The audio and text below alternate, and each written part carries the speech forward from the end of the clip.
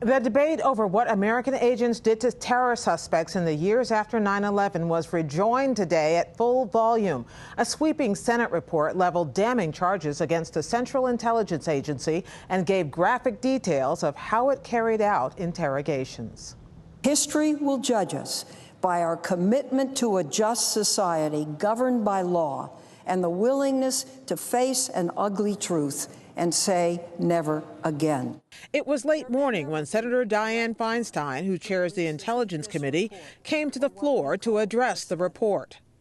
It shows that the CIA's actions a decade ago are a stain on our value and on our history.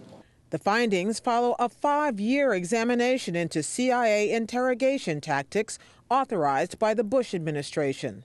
The full report, crafted by the committee's Democratic staff, runs 6,700 pages and remains classified. Today's release was a declassified executive summary of more than 500 pages.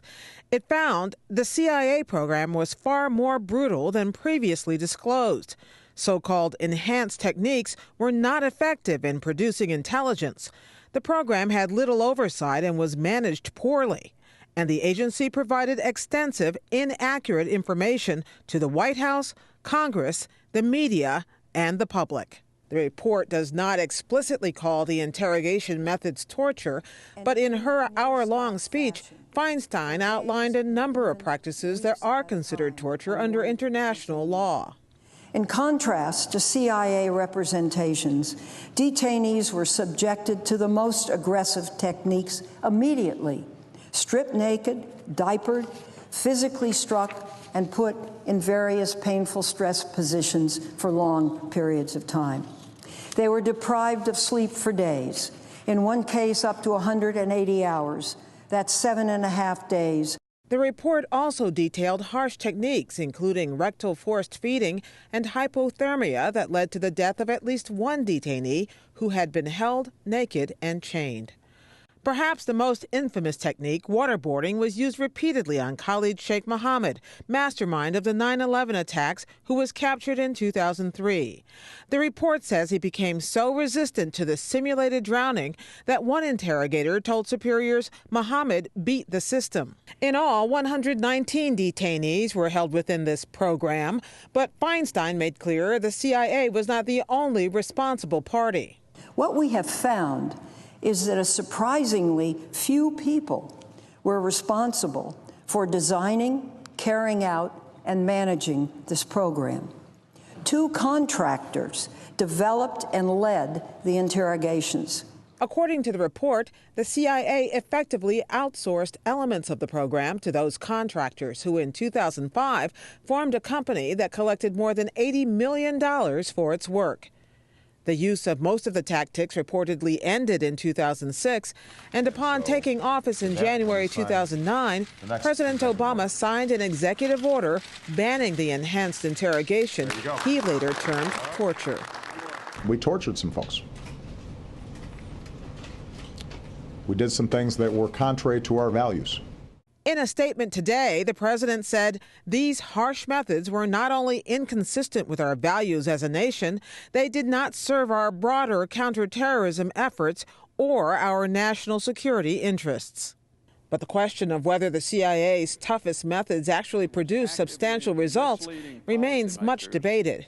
Most Republicans on the Intelligence Committee, led by Senator Saxby Chambliss, defended the practices in their own minority report. We found that these claims and conclusions were largely not supported by the documentary record and were based upon flawed reasoning.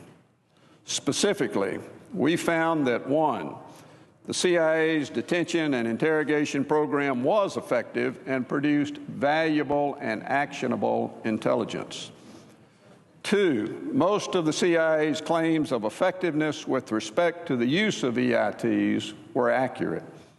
3, the CIA attempted to keep the Congress informed of its activities and did so on a regular basis. The current director, John Brennan, was involved in some of those decisions during the Bush administration. In a statement today, he acknowledged wrongdoing, but said the interrogations did prevent attacks. 3 former CIA directors, George Tenet, Porter Goss and Michael Hayden and other top-level agency officials countered the release with a lengthy statement.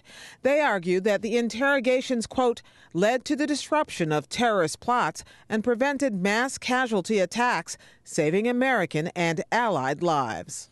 The former directors also said the CIA's Enhanced Interrogations, or EITs, made possible the 2011 operation that killed Osama bin Laden. Feinstein sharply disputed that claim in her speech. As to the decision to release the report, Republican John McCain, a survivor of extensive torture as a prisoner in Vietnam, strongly endorsed it today. I believe the American people have a right, indeed responsibility, to know what was done in their name. Other Republicans warned that making the executive summary public is a dangerous mistake that will prompt attacks on U.S. interests overseas. And over the last several years, the Obama administration repeatedly sought to delay the release of the summary, and it continues to withhold some documents related to the interrogations. There is no indication when or if the entire 6,700-page report will be released. We'll talk to Senator Feinstein and get the views of a former top CIA official right after the news summary.